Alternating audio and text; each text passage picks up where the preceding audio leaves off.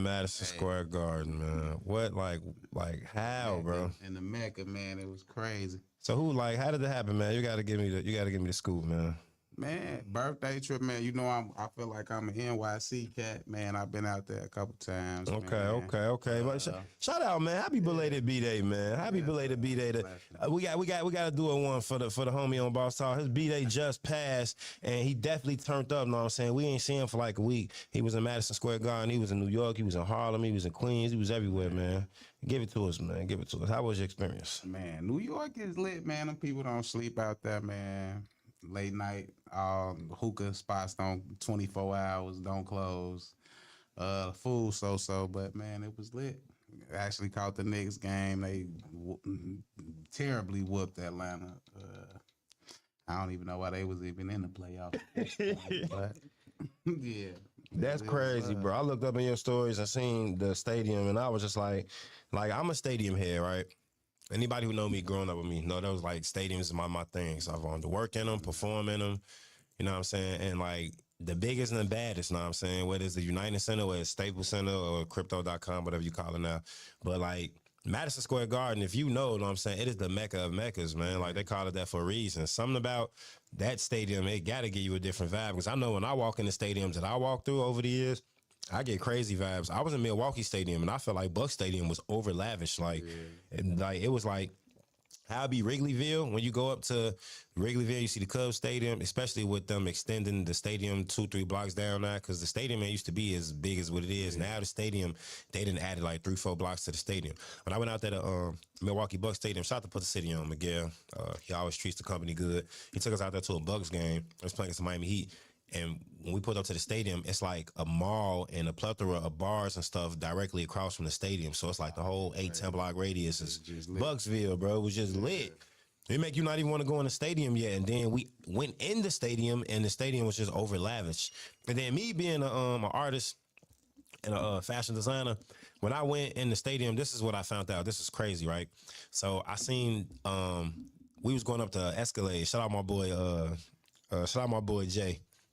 We was going up to Escalade, we was looking down in the souvenir shops, and we was seeing them actually making the merch. And I was sitting there looking at that, and I was like, wait a minute, hold on. You feel me? Like, they had you thinking, even though I make anything, if I'm going to wear it, I'm going to make it, right? But they had you thinking, like, if you don't got the, the official license from whatever company you think is the NBA, you're not official. Here I am, a regular fan, but also a fashion designer, right? I'm going up the Escalade and looking down. I can see behind, and they have a press machine just like me. They got sweaters just like me. They got logos of the Milwaukee Bucks already carved out, and they're pressing them on the sweaters and hanging them up. And we going in there buying them for like 90 plus. Yeah. And I'm like, they making it right in the back of the store. They ain't getting that from the... Yeah, it ain't even league official. I'm like, all right, cool. That's how we gonna rock. 2 P's in the pod. Shout out K Peasy. Hey, K Peasy, here you go. Man, her and Mika Bob got a bang on man, it's crazy. Hey, man. Hey, K Peasy. I gotta ask you a question. Why? Like, I don't know. City Girls been doing their thing. They been popping off. You know what I'm saying? That's a nice little company I see getting their stars and getting their just dues. But where in the hell did that come from? I would like to ask you what inspired that. Mika, hi, and how and why? like Might have to play that during. I ain't gonna lie, like, yeah, y'all gonna have to send that to the station. We can get a clean version. Edited, man. Well, let the crowd judge and rate it. I ain't gonna lie, I heard it before it debuted. Yeah, I shout out Judge Mama. She sent it to me, and I swear I showed you my message. The first thing I said was, "Ooh, like why she do that? Like, it's crazy. Like why she do that?" Yeah. Some of the greatest music comes from inspirations. Yeah, we just gonna leave it. Shots, the shot fight. Yeah, you heard the little gun. You heard the little big face 20s. Hey man, you doing your thing though, man. We definitely August 1st. lit. August 1st, we lit. know. August 1st, man. But yeah, shout out to you, man. Coming up, what, May something? What, they got something going on? Yeah, matter of fact, I'm checking May brochures. 16th Let me or get on something? here real quick. I know my girl Mika, May 16th. Mika got a showcase. I think, no, not showcase, correction, concert. Okay. You know what I'm saying? That's my boy Junebug shit. You know what I'm saying? We might have to pop out for the homie Mika got bars, you know what I'm saying? Do she really got She say bars, it's though? dropping soon and I'm performing it. Oh yeah, you want to play around? You go ahead then. Like, go and clap for it then. She finna get it started. She gonna get it started. You feel me? You know, let her go and do her. If that's what floats your boat, Purdy lady, you gonna do you. Shout out to the homie Megastar, man. He doing this thing right now. Don't forget to check in later on, know what I'm saying, to vibe check him and Miss Chanel Ellis, man. Know what I'm saying? They be doing their thing. They be having crazy guests coming through, man. You never know who's gonna slide through the vibe check. You know what I'm saying? They had K Caesar, had the boy L Hitter, you know what I'm saying, and a plethora of others, you know what I'm saying? So y'all make sure y'all check in. I don't like to highlight the crazy stuff, but I did see, shout out to the 290 Mode podcast and shout out my boy Mickey Hunt. I see they been going back and forth. Hey, I don't know what's going on. We need more love in the world. Man, it's getting hot outside. It's the reviews, man. So I guess the 290 Mode podcast show has reviews. You know what I'm saying? That's dope. You know what I'm saying? Because bro is award winning. You know what I'm saying? He won his award from the 312 Awards. And then he also created an award winning platform that highlighted a lot of artists that probably don't get their just due another spotlight. So shout out to Mo for doing this thing. And then they created a review show. And I think that's when all hell broke loose. Well, shouts out to they crew. They did a review on a song that I'm featured on. My sister Royale the G. And it's featured with me and Megastar. Y'all know it, 6 shots. It was a banger, you know what I'm saying? Stellar banger. We done killed so many performances with it. It should have won Collabo of the Year over the past 2-3 years because I don't see no other collabo that had as much traction as that one is. That's another story. But they did a review on it. And they was honest, and they loved the song. They was dope. They loved the review, and I appreciate this criticism. You know what I'm saying? You know, not due to you being super talented and just think everything you do is cold, but you know, once you set a track record like that, you know what I'm saying, that's your track record. That's just your standard. But you can still take criticism, you know what I'm saying? And they gave fair criticism, and it worked out in my favor, and it worked out in our favors. That's just because we put a lot of work. We didn't put together some BS, and they gave us a lot of credit for the video. They said it wasn't a trash video. They can tell by how many scenes in the video that we really, really put a lot into that video. So, you know what I'm saying? Shout out to y'all. And then they had another video where they, you know, they reviewed, and all hell broke loose. And they gave the criticism of it. I guess the criticism wasn't accepted well, and the next guy know what I'm saying. The shots was fired back and forth. Shout out my boy Mickey Hunt. I'm actually on a song with him and the legendary Sticky Fingers from the rap group Onyx from New York. All I can say is for that situation, I want y'all to resolve that, man. Y'all get that situated because, you feel me? We create platforms to give us artists outlets. We don't want to turn around, know what I'm saying, and have wars with the outlets. And at the same time, we want the outlets to always be up front with us, know what I'm saying? And that's how we create more. We didn't have this many outlets back in our time when I was getting into this game. We didn't have a lot. It was only 2 or 3. So let's try to do good with the ones that we got. Check out the chat. Sometimes we need that commotion, though. Nah, I know. It's provocative. It gets Because stuff get a little boring, man. Yeah, so it's like spice it up a little, man. Hey, Nanette, I love you to death, man. That is mine, Nanette. I'm still waiting on some company. She playing. Hey, my brother love your joint, Nanette. He love that joint. That joint is crazy. That, you know, my favorite joint. I still play it. It's in my rotation. It's in my Gmail. It's in my car. You know what I'm saying? Nah, like she got hits. That joint she got going on right now, though. You know what I'm saying? With Miss Shauna is crazy. I can't wait to see them perform that. Y'all gotta go stream it, know what I'm saying? That's right there. You see her cover art. You see the profile picture, she's pushing it. Nanette is a very dope artist, know what I'm saying? And surprisingly to y'all, know what I'm saying, not to me, she's a very, very dope radio personnel. I think she's going like her 2nd year, know what I'm saying, doing radio, killing it. Let's go. It's not surprising to me because like I know her in real life. She's like a great personality, just period. Good person to hang around, dope artist. Really down to earth person, know what I'm saying? So you gotta love her, man. Keep saluting, keep saluting. Definitely shout out, know what I'm saying? To who else putting that work in? I wanted to give a shout out, you know, I think it's June 7th, if I'm not mistaken. Shondell and Shauna actually got another, they got another Love and Unity show going on at the Simeon Hall. It's gonna be a lot of artists performing. I seen Roger Nate gonna be on the card. They got DJ KC's on there. I think it's gonna be a couple other people in the building. Been lit too, yeah, it has though. Shondell gonna be going there, they be rocking out, man. You know what I'm saying? Giving opportunities to the artists, putting on for them. You feel me? Get back.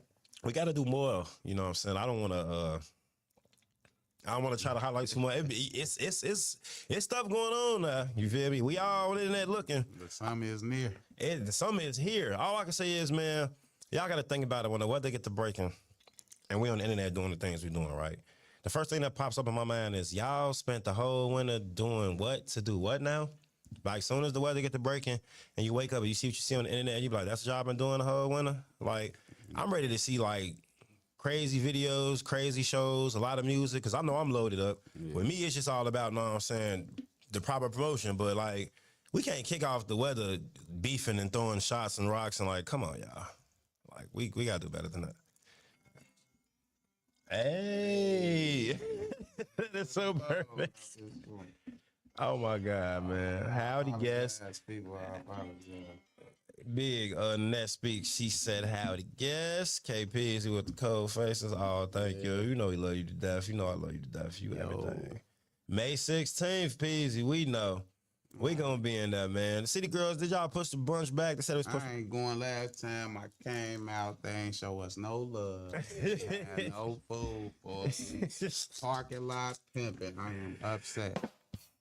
I was just talking. We out there. We definitely parking lot pimping. You know I love you to death. You everything, man. You gonna always be everything. You already know it. Nah, like real stuff. I ain't gonna lie, man. City Girls go crazy, and we doing the brunch. Oh, you are. You doing the brunch? Put us up a place. You know we gonna be late. Yeah. We gonna be doing other things, man. But make sure when it's time to turn up, though, y'all got us situated, man. Y'all got us situated. Hold on, man. Y'all bringing the black trucks out and whatnot. We need. Who that love, babe? Yeah, want to bring she want to bring the black trucks out. Know what I'm saying? Open toes out. You feel me? Open toes, saying chocolate thighs. Know what I'm saying? I see you. You feel me? You know you move a certain way. She wanted them too, low key. Know what I'm saying? So. I get it. And furthermore, though, know what I'm saying? Entertainment, you guys. Oh, Jesus. Where do I begin in entertainment? There's been a lot going on in the entertainment world, man. Where do we start? I'll give you one. My boy, Ray J. Yeah, he's a wild guy, man. I don't even know what to make of my boy, Ray J, man. It seems like anytime he thinks he's provoked, he's gonna respond.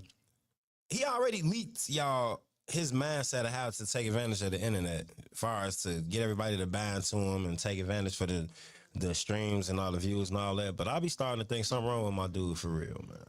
Like sometimes he just pops off. No, I don't. I actually seen the one of his video interviews where he wasn't like acting a fool, and he really just.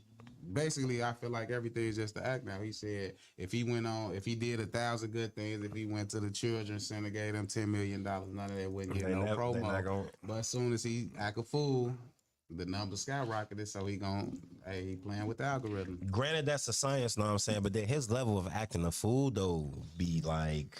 Orlando Jordanish though, like it be. Brown, Orlando Brown. My correction, like it be like some of the like. But I feel like it's just for the race, just like our boy AB. He been wilding, but he back in the. You feel me? Back in the light. He back getting up some money. So I mean, it's all about what you willing to do to get your numbers up. I guess. Some things though, know what I'm saying? Be like, Jesus, bro, I could go back and pull that up, bro. Know what I'm saying? And we might not have the same vibe when you was getting paid off of it. You know what I'm saying? Like it's really that though, man. But I think that's with anything. We can look at back how we used to dress when we were shorties with like hey, I ain't gonna lie, man. The throwback memories of the clothes is the worst. You ever take a look at yourself if you at a certain age and they bring up your wardrobe from back then and you got on some things that you ain't got no business wearing, like you ashamed to show the picture like right now, like them open toe Air Force Ones that everybody was wearing. Oh, the see-through ones. Yeah. So the condensation on your feet, all type of. I was wild. Yeah, we had the see-through ones. We definitely had to see. My hood was notorious for it. Know what I'm saying? Yeah, I'm glad ain't no pictures of servicing with that because we was throwing hella parties. We thought we was hood rich. Niggas popping up with some plastic ones on with different color socks, and it was just terrible. It was crazy, you know what I'm saying? Further back though in the entertainment world too, man. I wanted to oh my God. So let me see. I'm a little conflicted because you got let me see, y'all. Give me a second. I'm trying to get it together. Cause there's a lot going on. I'm trying to pick my poison here. You got Cameron on ESPN, which is It was classic camp.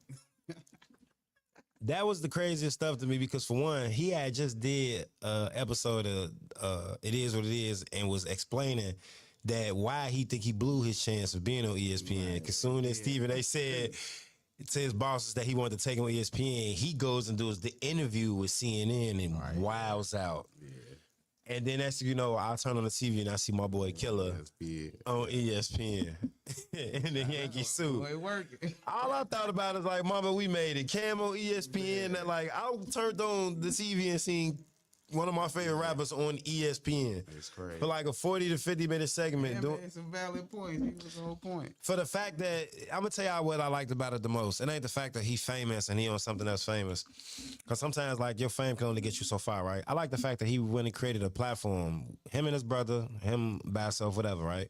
Created something and it gained so much traction that powerful juggernaut company of ESPN, which is powered by one of the biggest companies in the world, Disney, know what I'm saying, reached for him and allowed him to be on that platform, know what I'm saying? Like, that's some of the goals that we all want to do. I'm tired of people making it seem like, oh, I just do it for the love. You're lying. You're right. Know what I'm saying? Because if your love could get you into doors like that, then why not love to do it for that? Right. But that's what we do this stuff for, know what I'm saying? To get referrals to get into those doors, know what I'm saying? And I ain't gonna lie, you give me one of them doors, I'm gonna throw on a suit too and I know how to act. I'm gonna be bulls down, black and red stripe, hat on, throwing on 69th. Yeah, going You know?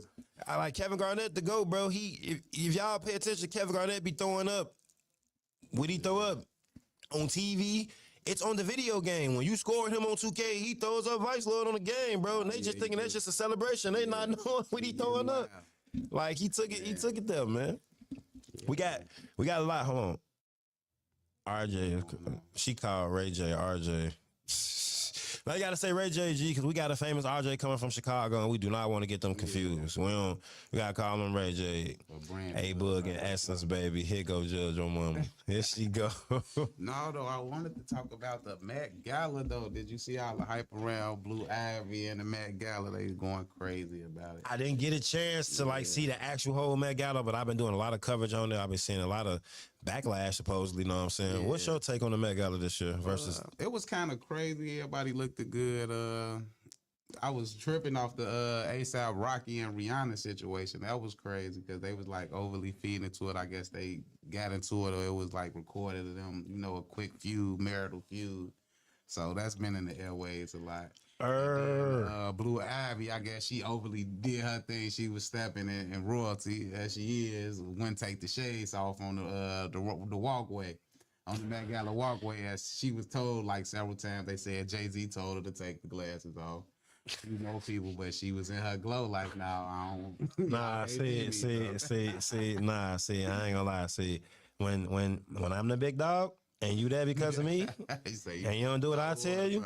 That's when all that be professional and all that people watching, that's when the black come out of me. I'm gonna slap the hell out you. You ain't finna never go against me and we out here in something like this. Some people of our culture don't get a chance to have hands in that. Your mother is one of the people who got their hand behind this year, not just participating. So if you're told to follow whatever the structure is that everybody gotta follow, including us, and we got our hands in the origins of it this year, what makes you think you bigger than the project? We created you and we ain't even acting like we bigger than the project.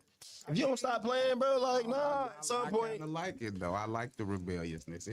She stood up for her generation. That's what they are, rebellious. They rebellious? Go against the grain. Slap the hell out you, white. That's what's wrong with you white ends now. We put y'all in positions and then y'all want to turn around and want to poke your chest out, forgetting that we help put the blood circulation in your veins to make your chest get like that. But you get the breath of the air and then forget. No, she's smart now. She in the algorithm. Drop the album. So how far you? All right, so this conversation gonna take a wide turn left. So if she decides to think she's bigger than the program and wants to separate, you think she done made it enough to where she can survive without them? Yeah, I think she got enough. She like Willow Smith or something. They got they got their own lane and they working it. I feel like it because Jay-Z really in the backdrop. He the big dog now. Bay is Bay. It's her time. She coming out the shadows. That's Blue Ivy. What though? Blue Ivy the what? The model? The background dancer? The rich kid. It don't matter whatever you want to call it. He say the rich kid. Oh, lovely McBride. She say, "Man, I'm being good today." Look, let me Yeah, tell you something, she's Judge on Mama. dangerous. Lovely You is are, dangerous. you are, you're every stuff. You're being good. That's good for the world. Know what I'm saying? Cause you on your bad behavior is bad behavior. Hey, man, we're gonna go to a commercial break in 1 second. Know what I'm saying? And when we come back, we're gonna. Oh, okay. We're gonna get you into with our special guest, you know what I'm saying? He ain't gonna keep on making trips to the station, you know what I'm saying? And cause he made a trip last week. We had a lot going on, you know what I'm saying? But you know, he came back and we're gonna rock out. We're gonna get in tune with him, Right see what's way. going on. Yeah. You know what I'm saying? Shout out to the OG Megastar. You already know we're gonna take care of what need to be taken care of. Now I hit you guys back after we come out this commercial break, baby.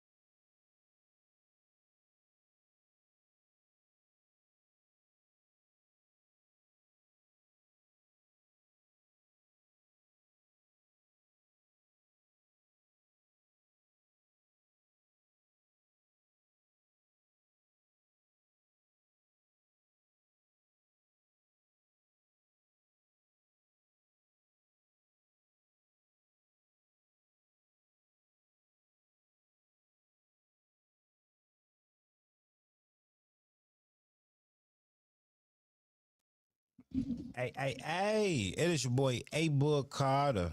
Welcome back, know what I'm saying, to one of the hottest shows you can find every Thursday. My Radio Chicago, Support District Radio app, the one and only Bosstalk Radio.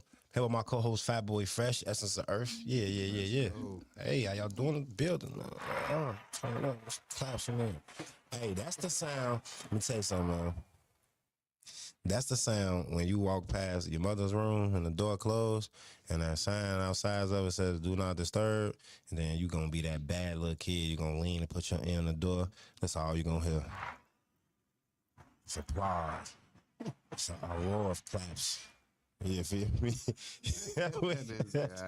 That's how we do it. yeah. Nah, furthermore though, man, let me give a couple shout outs, man. Some of my peoples, man, I got some events going on, man. You know what I'm saying? In other words, how OG Megastar say we pay the bills. Shout out to the OG Megastar, man. You know, this August 1st. Oh man. You know what's crazy about that? Hold on. That's gonna be crazy. That's gonna be crazy, man. Yeah. I know. Go home. I hear you. Go home. I hear you. Everything's okay.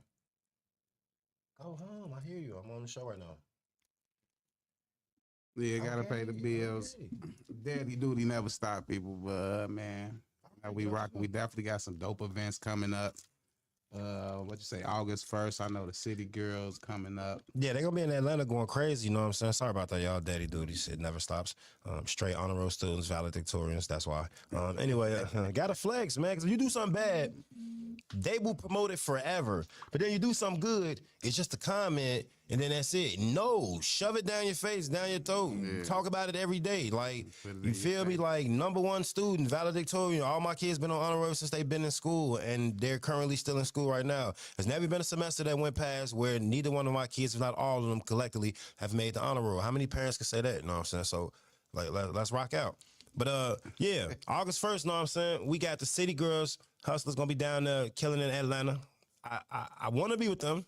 I should be with them, but Megastar got the Rick Ross event going on August 1st. I forgot all about that. I didn't forget about that. I'm supposed to be a part of that. So, you know, 57050 Lakeside Drive. It's looking like a rose thing. You feel me? Then the Orchestration Institute, shout out to E. Jilla Beats, you know what I'm saying? He definitely be throwing his digs for the R&B artists as well. Got the Grown and Sexy R&B night. It's gonna be a night of smooth vibes, grown folks, grown music, you know what I'm saying? Unforgettable music. Special guest performance by Chanel Ellis, of course. You know what I'm saying? May 8th. That's coming up soon, man. You feel me? This weekend. Yeah, it's gonna be busting, man. So, you know, y'all reserve y'all spots today. Then, you know, shout out to my boy Big Ren, DJ KC's a Sunday, May 24th, Genesis Hart. Know what I'm saying? For one night only, the most anticipated Memorial Day weekend party, hosted by the boy Megastar. Know what I'm saying? So y'all make sure y'all go holler at We at Joe's. It's gonna be dope. You know, at Joe's holiday weekend. It's gonna be crazy, man. Then got the Afterlife, you know what I'm saying? RMRP presents Grown and Sexy, a throwback and hip hop R&B night. International sensation Jay Holiday gonna be in the building. It's gonna be hosted by Megastar and Ill Hitter. Yeah. You feel me? It's gonna be at Base Camp 57050 Lakeside Drive, Lyles, Illinois. Spanky D and Fatboy. Yeah, May 9th. It's gonna be busting, man. Dope. Then, you know what I'm saying, we got the Shade Room, May 30, presents Joe's Bar and Grill, Turn Up Reggae Night. You know what I'm saying? She gonna be doing a reggae night there, hosted by Shade. My boy 6200 Ghost gonna be in the building. You know what I'm saying? Y'all know anything at Joe's Bar and Grill with the right people is gonna be dope. You know what I'm saying? So, last reggae event was crazy. So y'all make sure y'all tune in. Yeah, that was crazy. And here we go again, man. Polar Bear Red Films presents Chicago Rushmore fundraiser celebrity basketball game, charity game, Stunt Taylor, Stacey Elliott, D-Lo, L Hitter, know what I'm saying? A plethora of others. Know what I'm saying? We'll be in the building. You guys make sure y'all there June 13th, 2026 from 1 p.m. to 5 p.m. Know what I'm saying? It's going to be crazy, man. Salvation Army Gym, 945 West 69th Street, man. It's gonna be dope. You're going to see Megastar in the building doing the media coverage. Nah, he going to be one dunk away from liquid chips, man. We can't let him go out there and do that, man. We can't let him do that, man. But, man,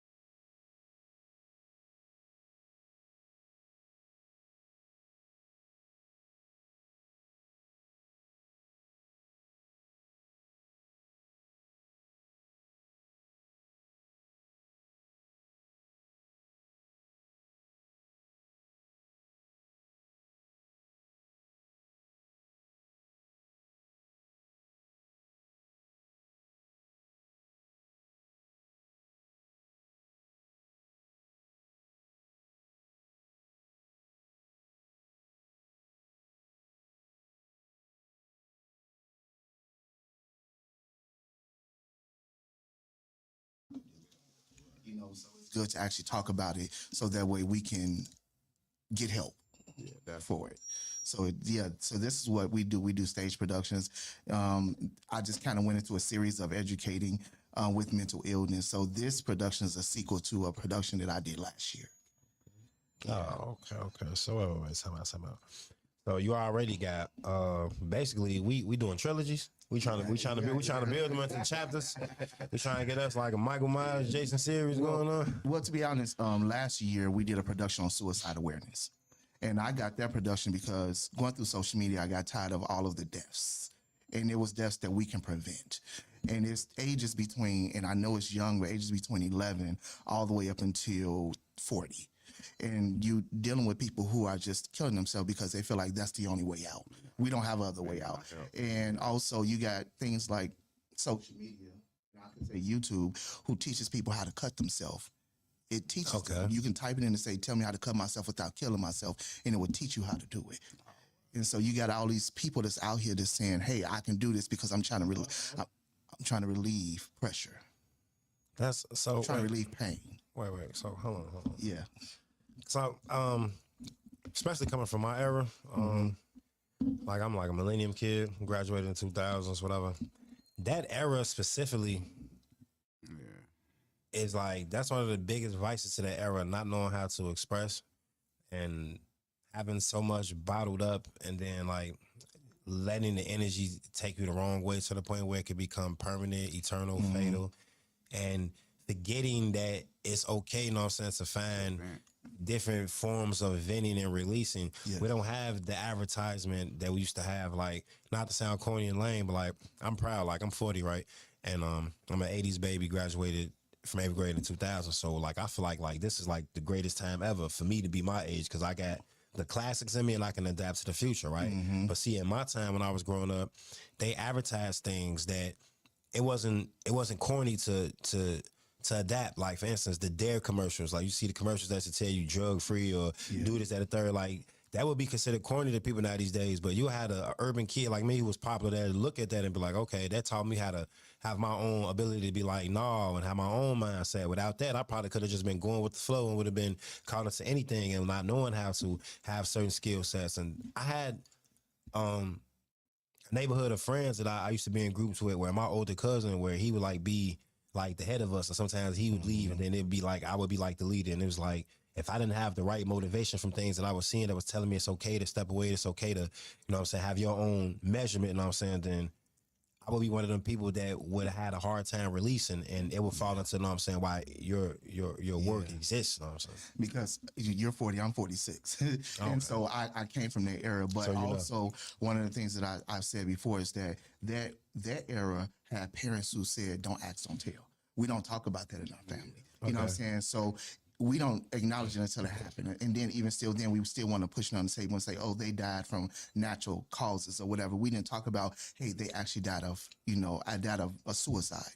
I know someone who's who's over a dance team who had an 11-year-old, a 12-year-old who actually committed suicide in the bathroom.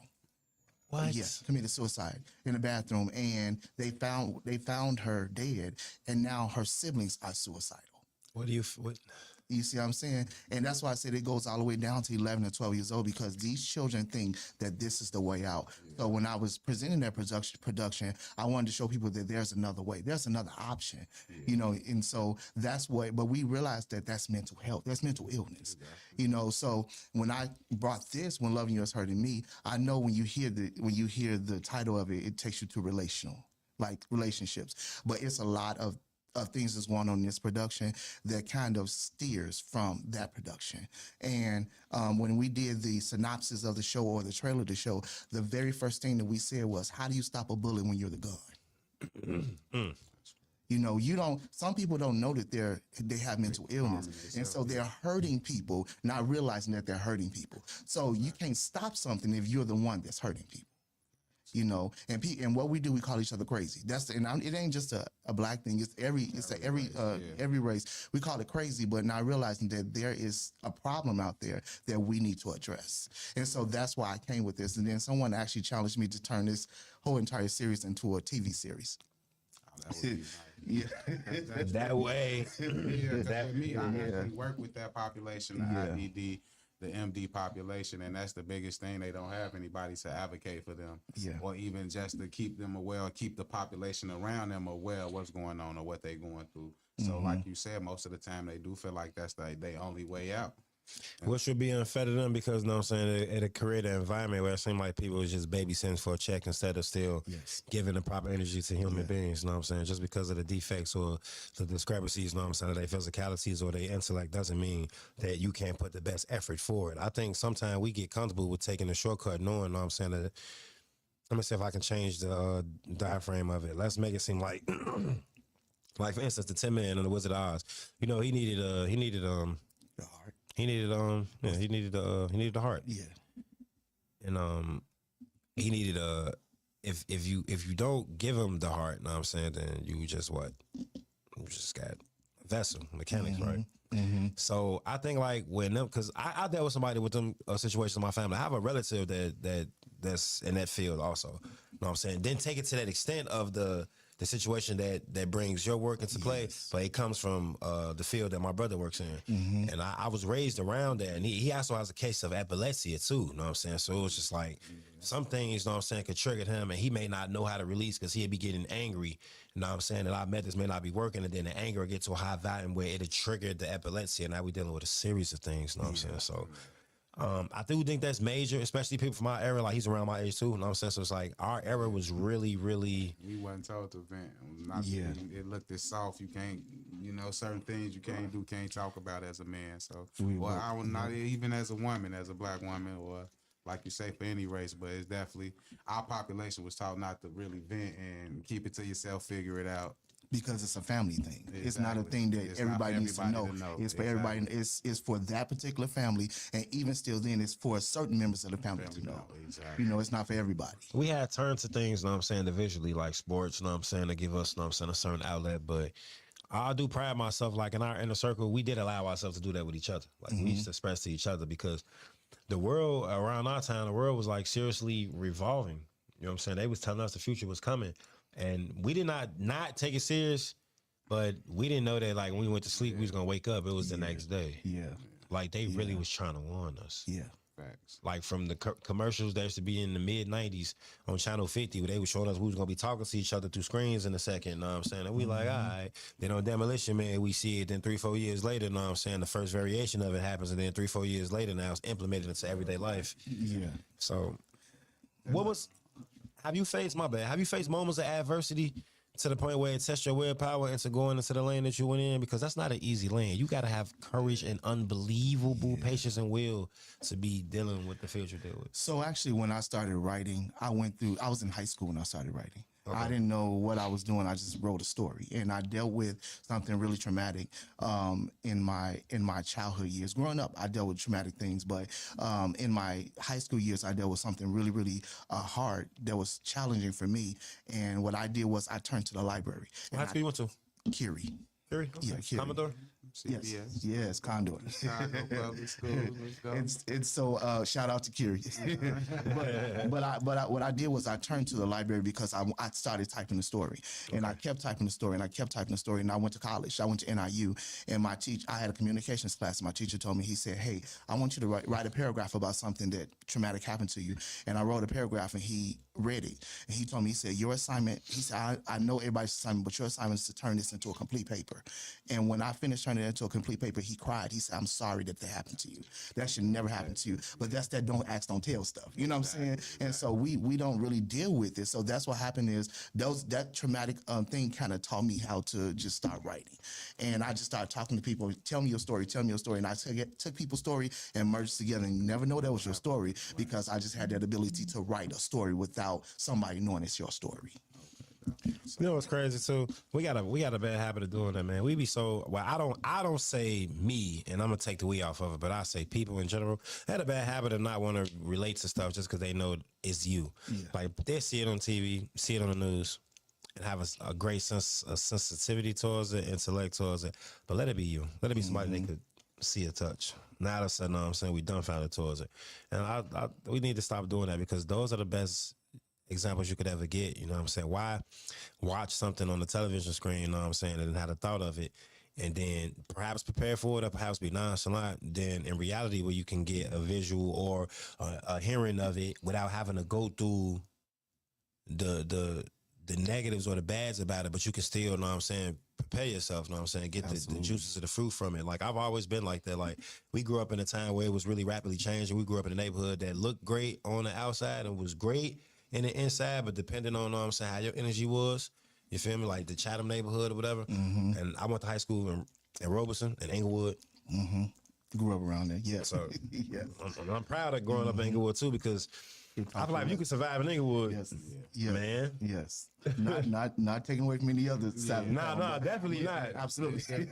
but yeah, it taught you a lesson. It taught you how to live. It definitely did. And you saw stuff that you didn't think you would see that actually got you to where you are right now. Yeah. You took the Definitely words. a lot of stuff. You took the words right from me. That happened from childhood, and as you get older, you be like, "Oh no, I know how to handle this situation." It makes me proud of where I came from. I've done a lot of major things, man, and I always shot out where I came from, because like growing up and going to the school I went to, everything that I was seeing that was motivating me would be coming from those eras of them times, right? So where am I going, and where's my feet prints are at, and where's most of my time being spent around that time?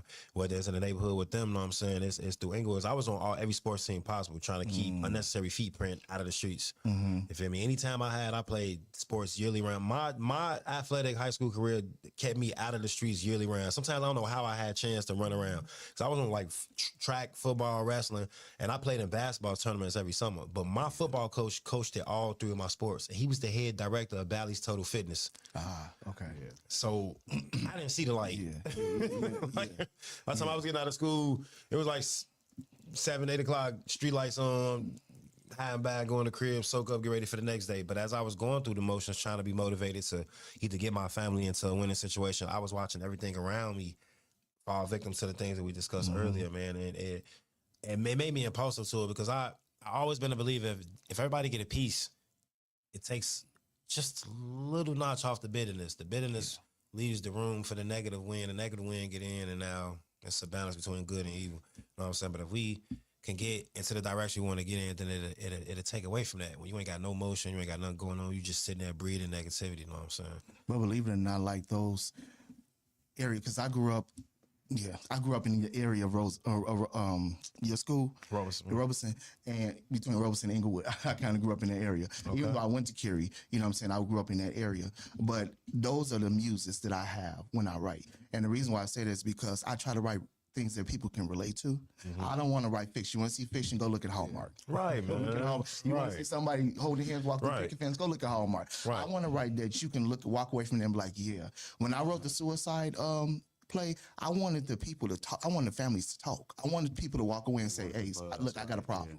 And not only that, I go to the extra mile. Like I gave everybody a keychain with the suicide awareness hotline on the keychain. Why? Because if somebody's trying to commit suicide, they're not gonna openly say, "Hey, I'm about to commit suicide."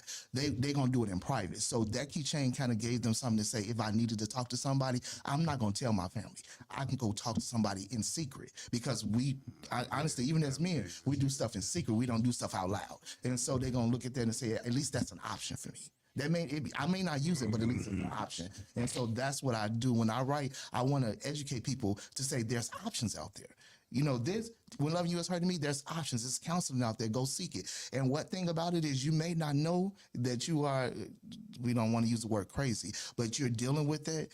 But when enough people call you crazy, you know you are dealing with it. You know what I'm saying? And everybody is dealing with something. And sometimes it takes something as small as losing my job, or something as small as being foreclosed on my home, or something like that, that take you into a mental illness state. And it'll draw you into that state, and you never notice you was in it. Okay. You know, honestly, look at it, Lord Wacker Drive. You go over there, they don't know that they're going through mental illness situations, but we see it because we pass by them every day. But if you take them to a place to say, "Hey, let me get you some help," and they really sit in there and be like, "Man, I do got a problem.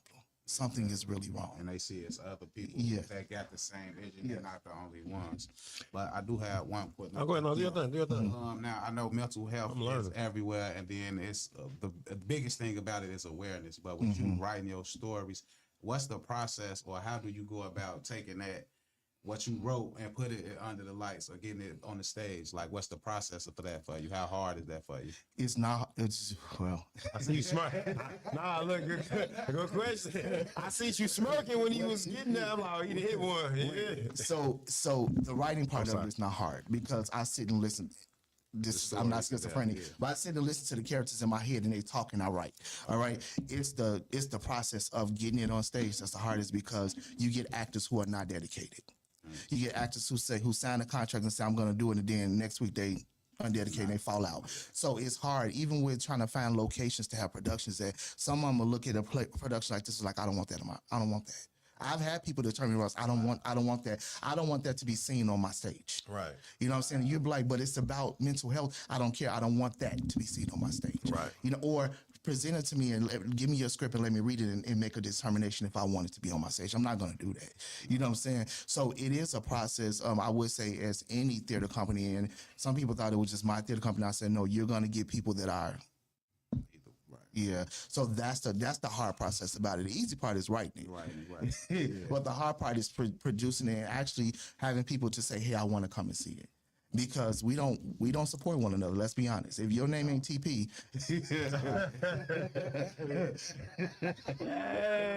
not gonna support one another. You know what I'm saying? Right. And it's not until you see somebody who say, "I'm gonna come to your show," and they sit and like, "I'm gonna follow you because that was good. I like what you're putting out there." Right. So that's the hardest part, is the support from the community, from people, no matter what gender or what ethnicity you are. And it's also the process of trying to get there. That's the hardest. Why do you think people give up before they get a chance to get there? That's one of the things they try. As a director, or the people who's actually putting it on the cast? Which one? You get okay. We can put it into perspective. Know what I'm saying? I say cast, because a director ain't gonna give up. He's just gonna reshift it. You know what I'm saying? Clean house, get new people in there. So you get. I'm sorry. You get people that says work, acting. This is my livelihood over here. Work is my livelihood. So yeah, I can't come today, and then I can't come tomorrow, and I can't come the next day, and eventually they just kind of give up because they don't want to do it, because they're looking at, that's not my bread and butter. Even though I want to get into acting for, as a career, that's still not my bread and butter right now. So I'm not going to put forth all of my effort and all of my time into it, because it's not my bread and butter right now. So that's why you get people that's undedicated. How did you know for sure, know what I'm saying, this was going to be one of your main ways of getting your message out? Because there's various ways, motivational speaking, music, you know what I'm saying, seminars, whatever. But how did you know this was the way, for you? How I realized that if a story touched me, it'll touch somebody else. Okay. And because I've been through something traumatic and I can tell that story, then I know that I can tell somebody else's story and get it out there. And so it wasn't my first choice, honestly. Music was my first choice because that's what I went to school. That's what I went to Curie for. It was for music. What you play? I sung. Okay. And so, I was in chorus. And so everybody thought that, oh, he's going to go into music. And I was like, yeah, I don't want to do that. You know what I'm saying? And so then I started numbers because I love math. And that's what my career is in. I'm an accountant. But then on the other hand, I started writing. And I said, this is actually good because I'm able to talk about stuff that we need to hear. Yeah. Yes. And so that's what, being an accountant and my off time, the parts that allow me to calm down or relax my mind, I just write. And that's how I started writing. Are you comfortable in this field? Like, or is this because, like, whether it's a field that we desire or it accidentally fell into us, whether we good at it, excel at it or not, comfortability is key. Sometimes being uncomfortable, you know what I'm saying, brings out the best. Sometimes comfortability, you know what I'm saying, brings out the best. Which one is the best try for you? Well, accounting is comfortable, but my bread and Chop up that back, but out. And I love numbers. You know what I'm saying? Right. But writing is therapeutic. It's therapeutic for me. Okay. You know what I'm saying? So because I love talking about a story.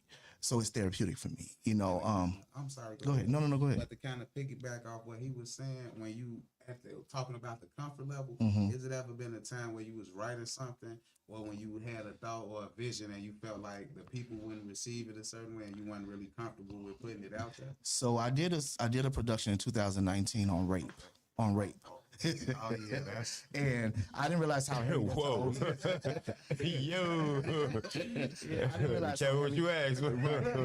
I didn't realize how heavy that topic was until I actually got, and I didn't think people was gonna receive it because it's about rape. And so I was like, oh, okay. And then I actually had people that was in the cast and people that was in the audience that was like, hey, you wrote my story. How did you know my story? I didn't know your story. I just wrote. You know what I'm saying? Right. So it's something that just kind of fell in my lap. Now, the next production I'm writing. What is this one about? I don't know the Diddy House. No, I don't know the topic of it, but it's going to be dealing with relationships. And it's going to be dealing with after the ideals of marriage. So yeah, so and what I want to do is I want to bring it from a perspective of, hey, it's not a man, it's not the woman, it's the team. So I know our obvious thing is that the man cheats. I don't want to deal with that because as a man, I don't want to sit. Right, man. I don't want to sit there and be bashed in the show. So what I'm gonna do is I'm gonna kind of change it around and show different aspects of it, And so that's the story that I'm kind of waving on because I'm like, I know people might not want to see it, but it needs to be said. It needs to be talked about. So, man, it's only so much time we have on these Thursdays, man, and it be mainly to me being late, y'all. I'm sorry, I hope I won't get fired. I've been doing this for a minute. I got 10 years in it, but no, I'm saying, oh my God, you got to think up and we're gonna have him. He's gonna always be able to come back. You know what I'm saying? We're gonna definitely have him come back.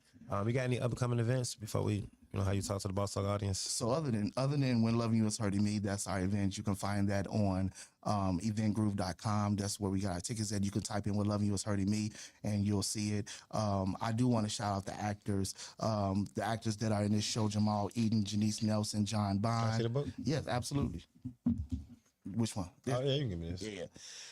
John Bond, Janita Harris, Paul Dickerson, Tina Atwood, Alan Judan Jr., Shambria Henry, Skylar Hubbard, and Marie Taylor. They're doing an excellent job on what they're doing. But yeah, like I said, you can purchase tickets on eventgroove.com, type in When Loving You Is Hurting Me, and you can go right there and purchase your tickets in Freedom Hall in Park Forest. Want you guys to make sure y'all hear that again. I'm saying there's When Loving You Is Hurting Me, June 27, 2026, 12:30 and 5 o'clock. Freedom Hall. Manilow Theater, 410 Lakewood Boulevard, Park Forest, Illinois, 604-66. Contact number is 312-545-1984. We need you guys to get these tickets to show up and support. And for all my medias who do media and radio personalities, I think you guys want to reach out to them. You know what I'm saying? This is an event you may want to cover. You know what I'm saying? Because a lot of us go through this. You know what I'm saying? A lot of you women who go through this in the mirror, y'all, before y'all put the taper and the lining that y'all call the edges, y'all be in there finna kill yourselves over it and don't know how to vent. You feel me? Y'all need a keychain. That's what he's just supposed to mysteriously walk past, throw you a keychain. Don't worry about how you got there. Just take the keychain, call him. Nah, for real. But I think I do need y'all to get in tune with this. You know what I'm saying? Shout out to the homie Megastar. You know what I'm saying? For bringing it in. No, I'm saying, no, they ain't tuned in. I see the hat, you know what I'm saying? So I already know they rocking. I know they rocking. It's the light, you know what I'm saying? You got to understand. But you can also reach me on Called In Shows and Entertainment and on any social media platforms. Yeah. Definitely, man. Definitely. We got to get in tune with this, Earth. Yeah. June 27th, man. That's enough time for y'all to get the tickets. We're not trying to hit none of that. Yeah. None of that. You know what I'm saying? How much the tickets go? The tickets are $50 for VIP and $45 for general admission. If you get your ticket before May 31st and you put in director $5, you'll get $5 off your ticket. What comes with the VIP, man? We asking. I look on the website. Look on the website. That's one of the, okay. Get on the website. We don't spill the juice. Two proofs of purchase. But to be honest, you're in the very first 3 rows of the production of the theater. The best seats in the house. And then there are other perks that comes with it as well. Oh, that's dope. No, you may get pulled into the play. You know what I'm saying? Now you're going viral. You know what I'm saying? You got your stuff monetized. Now you're getting paid for participation. You feel me? You know what I'm saying? Definitely. You know what I'm saying? Hey, man, shout out to everybody in the chat. You know what I'm saying? K Peasy. Yeah. We had Dan Tanner, man. We got to get some work. I'm trying to book with you, bro. Come get some studio time going with you. Get some of them beats. Know what I'm saying? I want to make sure y'all tune in every Thursday. Know what I'm saying? From 3 to 5. Know what I'm saying? The hottest show you can find. The This and That podcast will be back up running next week. I miss the girls. Know what I'm saying? Trapper Red, Brina. They doing their thing. Know what I'm saying? But it's going to be okay. But you can't catch the OG and Miss Chanel Ellis tonight. Vibe check. You know what I'm saying? Over there, Intellectual Radio, iHeart. It's going to be going down, man. But you already know. 10, I'm definitely trying to get in tune with you, man. Me and Luch got some stuff we trying to lock in. He say you be rocking, I think, on the weekends or the Sundays. Jump in my inbox. Let's lock in. Other than that, know what I'm saying? We're going to be traveling on Tuesdays. We got some events going on. Make sure, know what I'm saying, y'all getting y'all tickets. Raw Radio's 20-year anniversary, hosted by Shondell, DJ Envy, and your boy Aboog Carter. They got Joel Santana, E40, Do or Die, Beanie Siegel, Memphis Bleak. It's going to be crazy, man. I know Mario Bartender stage down. You know what I'm saying? You know Shondell going to get some opportunities, some independent artists like he always do. I know he is. He do it. You know what I'm saying? So y'all get the tickets, though, man. Go support. He always bringing opportunities for everybody. He always giving y'all them spins. He pop out on them platforms showing love. Y'all know what that does, know what I'm saying? So go show that man some love back, get them tickets. I call it the viral day. Everything you're going to be doing that day is going to be viral. Know what I'm saying? And check this station every morning, know what I'm saying? For the morning, jump off with the boy Shot Blizz. It's one of the hottest, consistent shows you can find every morning. Other than that, every Thursday, 3 to 5, Bosstalk Radio. You know what I'm saying? Walk past your mama's house, you hear that? You know, I'm in there. Your boy Aboog Carter. There's going to be a lot of that in there. That's all you hear in there. Stadium music in your bedroom, man. Where they can find you at, baby? Find me at Fatboy Fresh on all platforms. I also got the Essence of Earth brand page. Tap in. We got some events coming soon. Still waiting on a date for the hotties and the homies. Yeah, we're finna go up. Yeah, and B's and B's coming soon. Oh, yeah, we say that. Yeah. I don't want to get fined, but right. B's and bottles coming soon, man. That's gonna be that the after hours joint. It's gonna be hotties and the homies, and then it's gonna turn into you know. Yeah. Hey, man, I love y'all, man. Shout out to the big homie Blizz, my boy Dollar, man. Love you, Chopper Red. Love you, Brina. We'll be back next week, man. Let's get it going, man. Bosstalk. Hey. Big whoa.